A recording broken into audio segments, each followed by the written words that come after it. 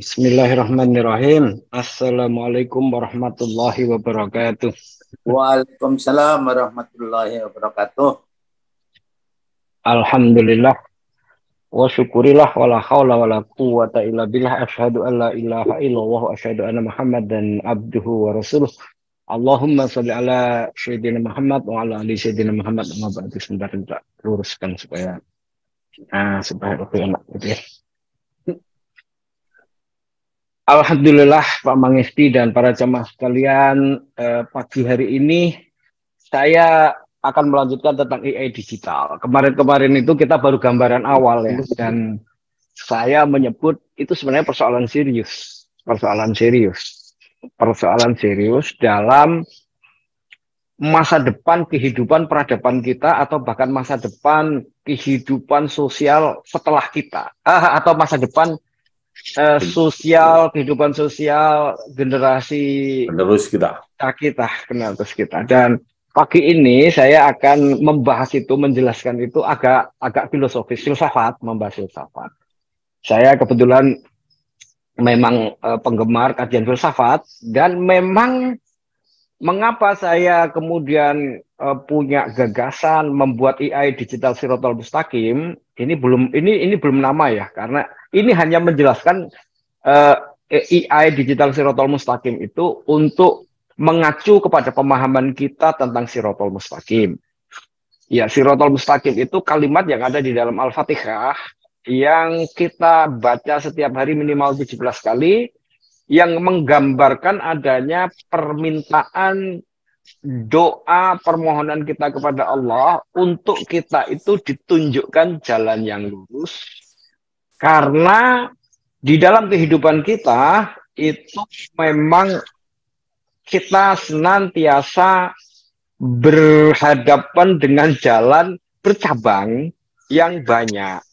Nah, setiap jalan bercabang itu kita tidak tahu sebenarnya yang jalan lurus itu bukan jalan yang delujur, maksudnya yang lempeng, bukan, tapi jalan yang benar. Nah, kadang jalan bercabang itu ya kemudian kita tidak tahu yang mana yang harus kita lewati, dan oleh karena itu kemudian kita minta petunjuk kepada Allah. Ihdinas siratal mustaqim, siratal ladzina an'amta alaihim, yaitu jalannya orang-orang yang telah engkau beri nikmat. Gitu.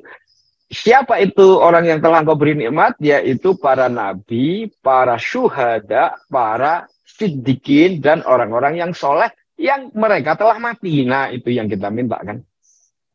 Yaitu jalan lurus, yaitu kita minta, masih kita jelaskan.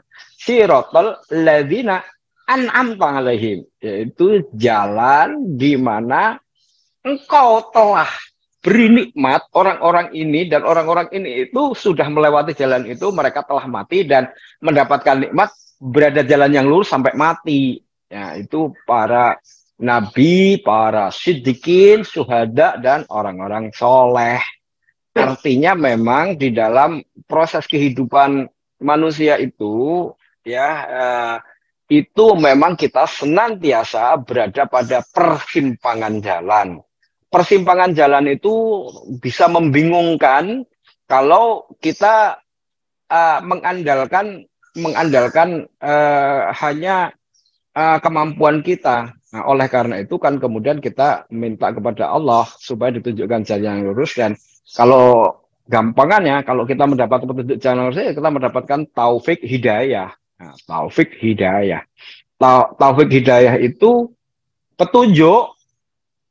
Tapi kalau petunjuk itu cuma peta. Nah, peta. Nanti kalau kita mau jalan, itu kita masih baca peta. Ini jalannya yang mana ya? Yang lurus, yang kanan apa? Yang benar? Ini yang kanan apa yang kiri? Itu cuman hidayah. Tapi kalau taufik hidayah itu GPS. Nah, jadi ketika berada di persimpangan jalan, dikasih tahu sama Allah, kanan, kiri, atau lurus saja. Nah, gitu. Jadi yang kita minta itu yang begitu. Jadi sehingga kemudian ketika berada di persimpangan itu nggak usah baca peta, karena langsung bunyi. Allah yang bunyi taufik hidayah itu.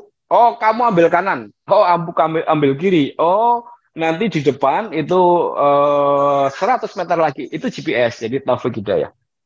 Nah, Sehingga kata Siratal Mustaqim itu sebenarnya hanya merujuk itu. Jadi nama ini terlalu panjang, nanti kita pikirkan nama. Yang jelas kita itu berada di satu persimpangan jalan peradaban yang bisa kita runut dari sebuah apa itu namanya, dari sebuah kajian filsafat yang hidup. Dan jangan kaget bahwa ternyata kajian filsafat yang hidup dihidupkan oleh orang-orang itu memang hidup di dalam kehidupan sosial kita gitu.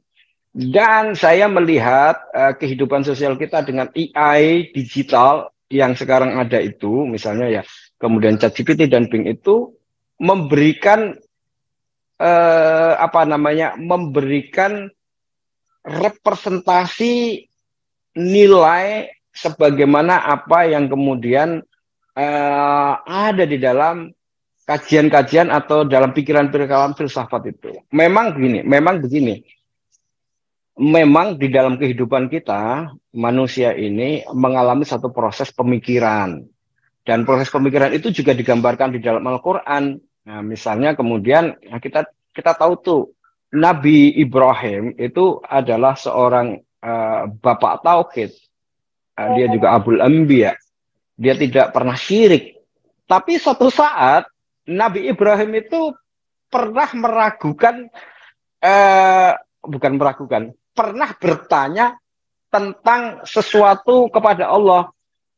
Allah apa bisa menghidupkan tulang belulang yang mati? Lalu kemudian Nabi Ibrahim itu bertanya kepada Allah, ya Allah, tunjukkan kepadaku bagaimana engkau menghidupkan yang mati. Lalu kemudian Allah minta kepada Ibrahim, apa kamu ragu? Oh enggak, saya enggak ragu, hanya kalau saya bisa melihat bahwa engkau itu bisa menghidupkan apa yang mati, itu tentu saya akan lebih tenang. Nah, itu proses manusiawi, bahwa manusia walaupun sudah bertauhid dan tidak diragukan lagi, beliau itu bapak tauhid, dalam perjalanan kehidupannya itu nanti ada pertanyaan-pertanyaan yang seperti itu yang kemudian kita golongkan dia sebagai pertanyaan-pertanyaan yang bersifat filosofis. Itu semua manusia mengalami. Bukan hanya Nabi Ibrahim. Pernah juga diceritakan Uzair namanya. Itu seorang yang hidup antara zaman Nabi Musa dan sebelum lahirnya Nabi Isa. Jadi beliau itu hidup di zaman di mana kemudian Taurat masih kitab Taurat. Beliau itu dikenal sebagai penghafal Taurat dan ulama yang sangat penting, karena pada zaman itu Taurat itu setelah zaman Nabi Musa, maka 12 suku Bani Israel itu berpisah-pisah, lalu masing-masing suku itu memiliki Taurat dan udah diubah-ubah, beda-beda isinya. Seperti sekarang ini ada kita mengenalkan kitab Taurat itu kan ada di dalam Bible. Bible itu di Katolik ada belasan, di Protestan juga ada banyak versi. Nah, masa di mana Uzair ini adalah masa yang sama. Di masing-masing suku merubah-rubah karena kemudian pemikiran-pemikiran filsafat yang muncul, lalu dia merubah-rubah. Nah, lalu kemudian kalau mau bertanya tentang Taurat itu, maka mereka sebenarnya tahu yang hafal Taurat itu Uzair itu. Nah, Uzair itu ulama yang hafal Taurat yang benar, kan gitu. Tetapi di dalam dirinya Uzair itu sempat bertanya ketika dia pulang dari perjalanan, keluar dari negerinya itu dihancurkan oleh raja yang namanya Nebukadnezar atau Bukhtanasar itu. Dan dia pulang melewati Yerusalem. Ketika dia melewati Yerusalem, dia melihat kota ini hancur, manusia itu mati, jadi tulang belulang, berserakan gitu ya. Kali mungkin seperti Khairil Anwar melihat tulang-tulang berserakan antara Kerawang dan Bekasi, barangkali begitu ya. Lalu muncul pertanyaan dalam hati Uzair ini, bagaimana Allah itu nanti akan menghidupkan tulang-tulang berserakan? Oh, itu pertanyaan di dalam hati. Ada di dalam surat Al-Baqarah 258 ya, 258. Lalu Allah tuh matikan itu Uzair itu, lalu kemudian 100 dimatikan, keledai yang dia naik dari tulang belulang, tapi makanan yang beliau bawa itu selama itu masih masih baik. Lalu beliau dihidupkan setelah dimatikan 100 tahun, beliau lihat makanannya masih baik, tapi keledainya menjadi tulang belulang. Lalu kemudian Allah jawab, berapa lama engkau berada di sini? Uzair jawab, mungkin setengah hari, mungkin 1 hari. Engkau berada di sini itu 100 tahun. Kamu lihat keledai kamu itu jadi tulang belulang. Tapi kamu lihat tuh makanan kamu masih segar. Dia bingung, ini, oh. Nah, lalu kemudian Allah tunjukkan jawaban atas pertanyaan dalam hatinya, bagaimana Allah menghidupkan itu. Lalu kemudian keledainya itu tulang-tulangnya dirangkai, dibalut daging, lalu hidup, lalu dinaiki. Ketika dinaiki, tahu jalan pulang sampai di rumahnya dia ya sudah berisi keluarga cucu-cucunya yang udah tua, yang kemudian ya dia kaget juga loh. Lalu kemudian cucunya udah tua itu juga, engkau siapa? Aku Uzair. Nah, itu juga Uzair itu kakekku kan gitu. Kok masih muda, sementara aku juga udah tua. Lalu tesnya adalah Uzair itu adalah ulama yang menghafal Taurat. Apakah engkau bisa? Nah, Uzair itu kemudian bisa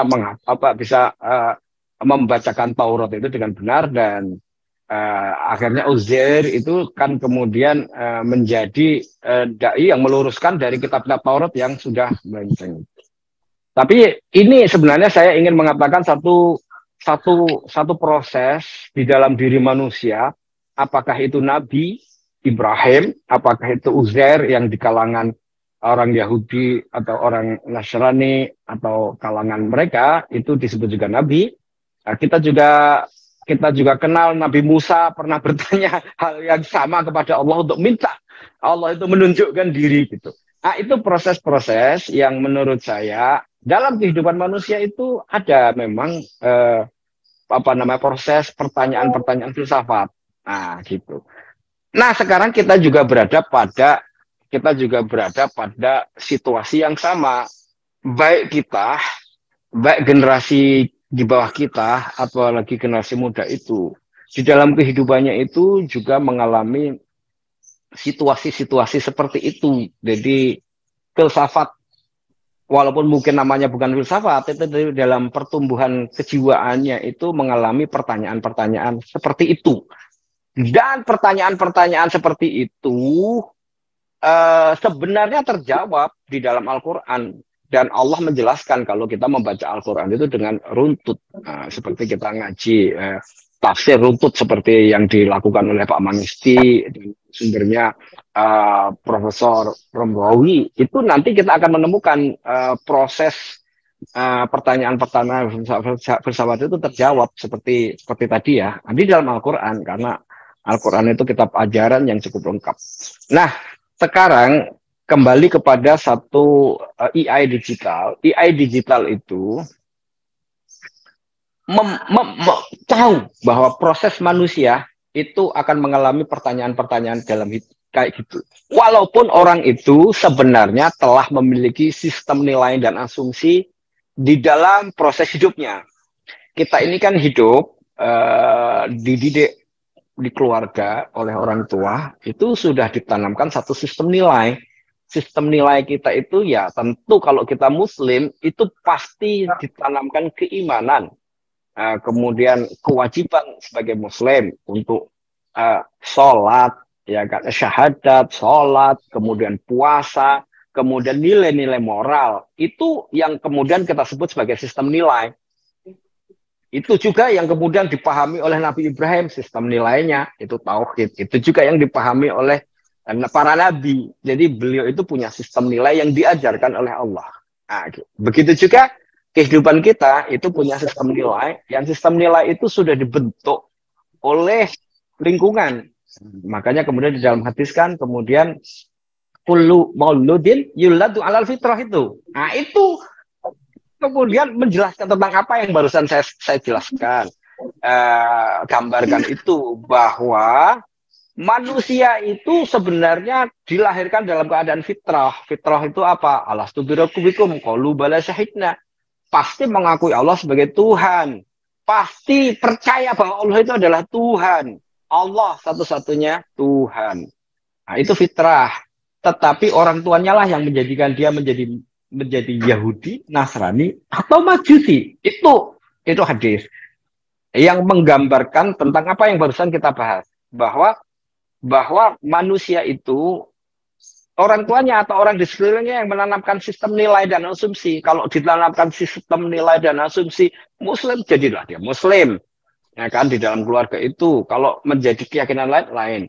Nah, nanti tapi di dalam satu proses kehidupan manusia itu mengalami satu proses pertanyaan-pertanyaan yang bersifat filosofis muncul dalam dirinya, yang kemudian itu muncul baik dari kalangan orang beriman maupun non beriman, yang tidak beriman. Dan itulah titik kritis di mana kemudian dia harus mendapatkan sirotol mustaqim, dia harus mendapatkan taufik hidayat. Ada yang orang itu kafir, pada titik kritis itu akhirnya dia menemukan hidayah. Tapi ada pada titik kritis orangnya beriman menemukan malah jalan yang berbelok. Nah, itu contohnya banyak. Nah, kan gitu, contohnya banyak. Ya nggak usah saya sebut. Kalau tokoh dalam filsafat itu Tan Malaka. Tapi satu saat kita cerita. Nah, sekarang saya mau masuk kepada bahasan kita. Kenapa kemudian penting untuk kemudian kita membahas ini? Nah gitu ya. Sirotol mustaqim sudah saya jelaskan. AI digital sudah panjang lebar, dan AI digital yang kita sediakan itu menyediakan sebuah perangkat di persimpangan jalan. Nah, ketika orang berada di persimpangan jalan, ini ada AI digital yang kemudian bisa ditanya. Nah, AI digital yang kita tanya ini, apakah dia benar-benar menunjukkan jalan yang lurus? Itu persoalannya yang saya sebut sebagai kita itu berada di persimpangan jalan itu. Nah, kalau anak-anak yang belum punya sistem nilai asumsi yang kuat di dalam dirinya, dalam zaman yang sekarang ini, lalu berada di persimpangan, nah tergantung kan dia bertanya pada siapa. Kan bergantung pada, sekarang berada pada zaman teknologi, kalau dia menggunakan AI digital Bing, ya jadilah jawaban-jawaban yang tidak standar, gitu kan. Itu jawaban-jawaban yang kemudian kita tahu nanti itu filsafat-filsafat yang baru saya jelaskan itu akan ada di situ, jawaban-jawaban pertanyaan itu. Nah, jadi kalau dia menggunakan ChatGPT, maka kemudian dia sudah akan mendapatkan jalan yang lurus. Itu maknanya tergantung kepada yang men-set up ChatGPT itu source-nya apa. Misalnya dia mau bertanya nih, kok banyak ya orang yang LGBT sekarang ini ya. Apakah LGBT itu memang kodrat manusia yang kemudian disebut HAM? Karena sekarang kan human right dunia itu kan mengakui sebagai begitu. Lalu dia bertanya, kalau dia bertanya kepada ChatGPT dan Bing, maka pasti jawabannya adalah hampir dipastikan dia akan berbelok. Dia akan tersesat karena di situ saya udah cek, itu mengatakan bahwa itu adalah kodrat Tuhan, itu adalah ciptaan Tuhan yang ada di dalam intrinsik orang itu, sehingga kemudian kita tidak boleh mendiskriminasi dia.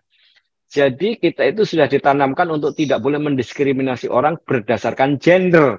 Nah, gender itu kemudian didefinisikan bukan hanya laki dan perempuan. Jadi ada gender buatan Tuhan yang itu tadi, apa itu namanya, bukan laki dan bukan perempuan itu. Jenenge itu. Wandu itu loh, wandu kalau wong Jawa. Nek saiki apa namanya ya? Itu. Lalu kemudian nek wong wandu itu gak boleh didiskriminasi karena dia wandu. Apa namanya? Wandu apa ya Pak Mas ya? Bahasa Indonesianya ya? Banci itu loh. Iya, apa sih? Jadi kagum karena aku kepikiran wandu kopo wandu ini wandu itu bahasa aku. Iya kayak begitulah gitu. Nah, ini satu contoh persimpangan jalan yang saya maksud. Nah, dan itu kemudian ada banyak orang-orang yang kemudian memberikan nilai di situ.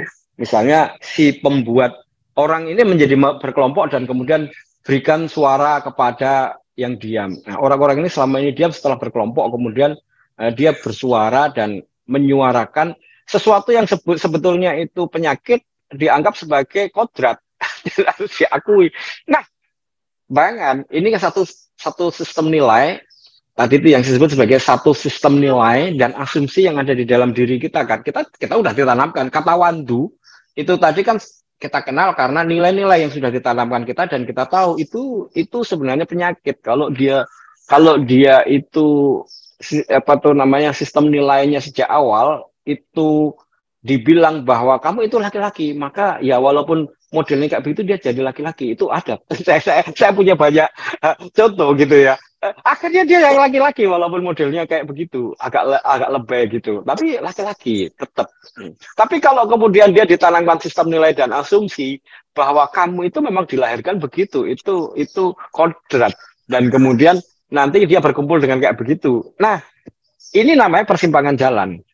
Proses-proses persimpangan jalan yang seperti ini, di mana proses apa itu namanya proses manusia itu mengalami satu titik kritis di mana dia berpikir atau bertanya tentang hal-hal yang filosofis, itu akan bahaya kalau kemudian dia di persimpangan jalan itu kemudian menggunakan tools AI digital yang memberikan jawaban yang seperti itu. Itu makanya kemudian kita itu kan membuat AI digital yang kemudian kita sebut Sirotol Mustaqim. Yang itu kemudian Ustadz Dr. Samsudin sepakat untuk ini sebagai fardu kifayah. Kenapa? Ya kita tahu nih, proses kehidupan manusia baik beriman maupun kafir suatu saat dia akan mengalami satu proses di mana ada pertanyaan-pertanyaan filosofis sebagaimana dialami Nabi Ibrahim, sebagaimana dialami Uzair, sebagaimana dialami Nabi Musa. Dan kemudian ya kita tahu Nabi Ibrahim bertanya kepada Allah, ya jalan yang lurus pasti kan. Nah, Nabi Musa langsung berdialog dengan Allah. Nabi Musa itu bisa berdialog dengan Allah kan gitu. Lalu kemudian Uzair juga walaupun bertanya dalam hati, Allah tahu dijawab. Nah kalau sekarang bertanyanya kepada AI, Bing atau ChatGPT, ya berarti dia akan mendapatkan makna dari apa yang sudah di-setup itu. Itu yang kemudian saya ingin mengatakan kenapa penting AI digital yang kemudian kita sebut sebagai Sirotol Mustaqim. Untuk apa? Jalan lurus. Nah ini lurus ya, ini kurang ya. Di tengah nihilisme nilai sosial. Nah, nihilisme sosial itu dalam pertanyaan peradaban kita mencatat ada orang yang namanya Nietzsche. Ini seorang filosof yang kemudian memberikan jawaban di persimpangan jalan pada orang-orang yang seperti itu. Jadi para filosof yang sempat hidup itu ya kita catat itu nihilisme. Jadi dia mengatakan apa? Oh gini, manusia itu menciptakan nilai-nilai baru yang sesuai dengan kehendak untuk berkuasa dan juga melampaui moralitas konvensional didasarkan pada rasa iba atau kelemahan. Jadi gini, dia itu simpelnya si Nietzsche itu supaya gampang itu gini. Manusia itu hidup itu karena ada sistem nilai dan asumsi yang ditanamkan dalam dirinya. Sistem nilai asumsi yang ditanamkan dalam dirinya itu adalah sebuah sistem nilai yang hidup di dalam kelompok sosial masyarakat itu. Dari mana asal usulnya? Dia mengatakan, itu asal usulnya dari pikiran-pikiran orang besar.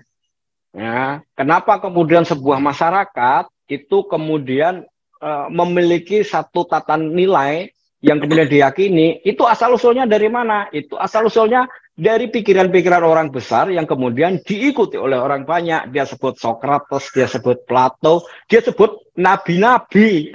Nabi-nabi itu dalam bahasanya Nietzsche, ini orang-orang yang besar memiliki pikiran-pikiran besar, tapi dia itu mengaku bahwa dia itu mendapatkan petunjuk dari Tuhan. Lalu kemudian karena mendapat petunjuk dari Tuhan, maka orang mengikuti dia.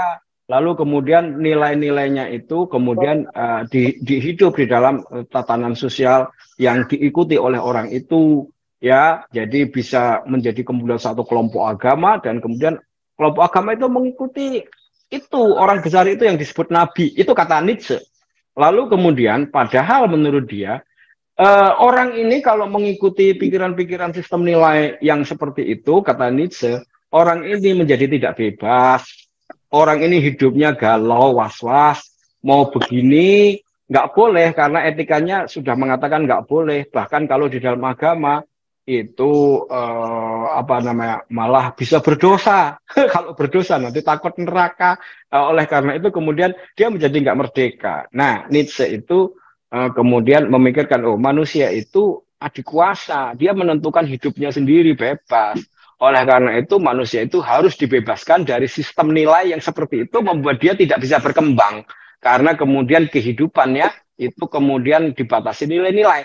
Dan oleh karena itu maka kemudian dia memikirkan, manusia itu memiliki kemampuan adikuasa, dan adi manusia yang kemudian bisa merumuskan nilai-nilai sendiri, nggak usah bergantung kepada nilai-nilai sosial yang sudah ada itu, karena itu kan pikiran manusia-manusia aja zaman dulu yang kemudian banyak pengikutnya, orang-orang kita sendiri itu bisa menjadi orang besar.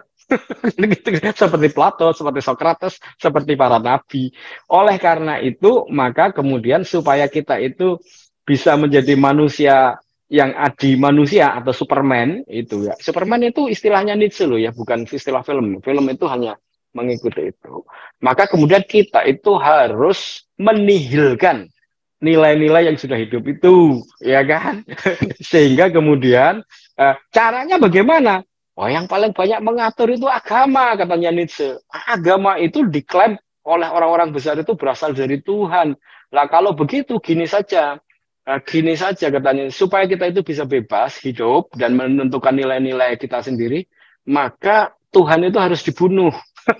Gitu. Tuhan itu harus dibunuh. Nah, lalu gimana caranya membunuh Tuhan? Tuhan itu nggak usah dibunuh, katanya. Tuhan itu akan mati sendiri, katanya Nietzsche. Kalau kemudian kita itu menihilkan nilai-nilai itu. Jadi apa yang diajarkan oleh orang-orang besar yang dibawa dan mengklaim sebagai ajaran dari Tuhan itu abaikan saja.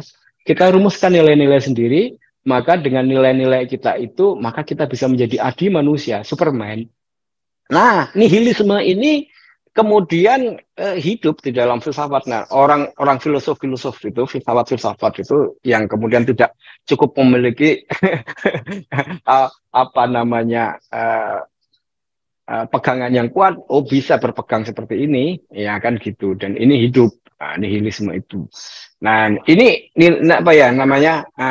Jadi kemudian Tuhan telah mati itu sebenarnya kemudian ya gagasannya seperti itu tadi. Dia akan mengatakan kalau kita masih percaya pada Tuhan, ya nanti hidup kita ini nggak bebas, kita ini nggak bisa jadi Superman, kita ini nggak bisa menciptakan nilai-nilai, dan hidup kita itu akan menjadi subordinat dari orang-orang besar masa lampau, kan gitu. Nah, kita hidup pada zaman sekarang, kita harus meneruskan nilai-nilai kita sekarang, bahkan antara saya dan Pak Mangsti punya nilai sendiri. Ya kan, Pak Mangsti punya nilai sendiri, saya punya nilai sendiri. Itu semua tergantung kepada kita menjadi Superman. Nah kalau begitu, maka ini menjadi nihilisme, nggak ada nilai yang dipegang. Itu kalau kemudian dia bertanya pada di persimpangan lalu mendapatkan jawabannya Nietzsche ini, itu ya jadi tersesat kan, gitu maksudnya ya. Dan ini banyak. Saya mencontohkan kayak gini nih, yang kayak begini itu banyak.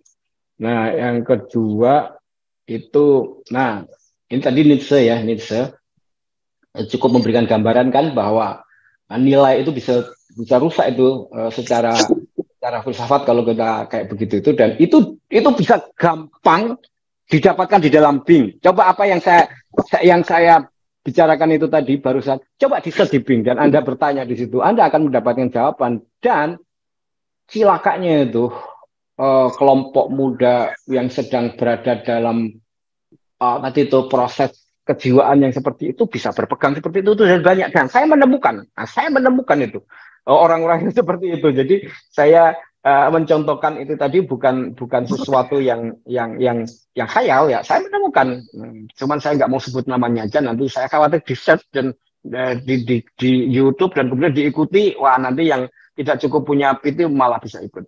Nah, Yang kedua, filosof yang kemudian kita rujuk itu bisa mengkhawatirkan kita itu ini di kalangan anak muda yang sedang belajar tentang postmodernisme, poststruktural, itu Jacques Derrida atau Jacques Derrida ini juga merumuskan satu gagasan filsafat untuk memberikan jawaban kepada orang-orang yang sedang dalam proses kejiwaannya itu seperti itu.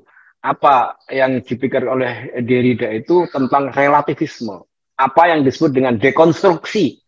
Nah, jadi postmodernisme itu kan singkatnya bicara tentang dekonstruksi, rekonstruksi. Jadi dia mengatakan sistem sosial yang sudah kita anut karena ada sistem nilai dan asumsi yang diajarkan pada kita itu, bagaimana cara mendekonstruksinya, menghancurkannya, supaya kemudian kita punya gagasan baru.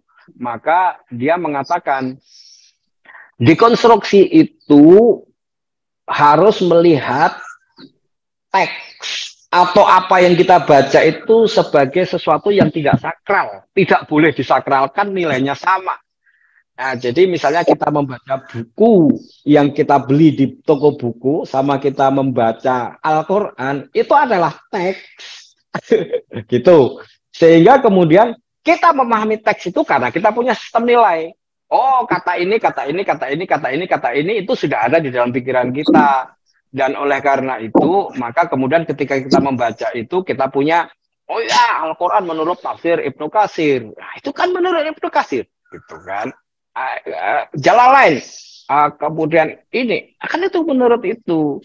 Jadi itu harus didekonstruksi. Cara mendekonstruksinya gimana? Dia mengatakan teks itu harus dianggap sama dan tidak boleh sakral. Gitu. Lalu kemudian kita harus memahami teks dalam pikiran kita yang sudah punya asumsi-asumsi nilai-nilai itu dihancurkan. Jadi gampangannya gini, ini kita melihat sebuah kota itu sudah berisi bangunan-bangunan yang porak-poranda atau bahkan juga tertata seperti Jakarta atau New York, itu harus dihancurkan semua rata. Nah, ketika rata itu kita bangun lagi dia, yang disebut dengan rekonstruksi. Nah, kata-kata yang sudah kita hancurkan maknanya itu kemudian kita cari makna barunya. Makna barunya apa? Makna barunya jangan mengikuti penjelasan-penjelasan orang-orang lama. Jadi kalau baca Quran, kamu jangan pikir tafsirnya Ibnu Katsir atau Ibnu Abbas atau sahabat Nabi yang kemudian seolah-olah, kata dia ya, memberikan otoritas maknanya begini. Enggak. Kita harus cari kata ini itu dalam kamus. Berbagai kamus itu jangan menggunakan kamus yang sekarang, kamus-kamus yang lama-lama. Ya, lalu kemudian dicari maknanya yang baru, sehingga kemudian kumpulan kata-kata itu lalu kemudian diberi makna baru, hasilnya berbeda dengan makna penjelasan-penjelasan lama. Lalu kemudian itulah menjadi nilai baru, menjadi konstruksi baru, kita rekonstruksi. Nah, sehingga kemudian kita punya pemahaman baru terhadap teks. Nah, itulah yang kemudian dipakai kaum liberal itu untuk menafsirkan teks, karena Al-Quran itu sudah dianggap teks, ya, bukan sakral yang tidak boleh kita pahami sebagai pemahaman orang lama. Oleh karena itu kita harus beri makna baru dengan model yang disebut dengan kok lupa saya ya, mungkin ada yang ingat ya, hermeneutik itu tadi mencari makna kata ya yang paling sesuai menurut pikiran dia, lalu kemudian dia menerjemahkan. Itulah makanya kemudian kita tahu tuh ada orang yang menerjemahkan Al-Quran dan mengatakan bahwa di dalam Al-Quran itu ada gender selain laki dan perempuan. Ya itu tadi makna gimana? Itu dia menemukan di dalam kisah Nabi Lut gitu. Nabi Lut itu kemudian mengisahkan tentang adanya gender ini, lalu kemudian dia pun mendukung dengan penafsiran-penafsiran yang seperti itu, bahwa di Al-Quran itu mengakui ada gender ketiga selain laki dan perempuan. Jadi ini kodrat. Ini jadi kemudian punya makna. Nah, sekarang jadi dengan pemahaman-pemahaman yang dilakukan oleh Nietzsche dan dilakukan oleh Derrida dalam postmodernisme, poststruktural, yang memberikan jawaban-jawaban terhadap orang-orang generasi yang masa depan yang berada di persimpangan, lalu disediakan alat yang jauh lebih fleksibel untuk memberikan jawaban itu. Karena kalau tanya Pak Pangesti, janjian di telepon itu ya belum tentu nyaut. Nanti kalau kemudian harus ketemu, harus ini, lama. Udah, AI aja. Di AI memberikan jawaban itu semua.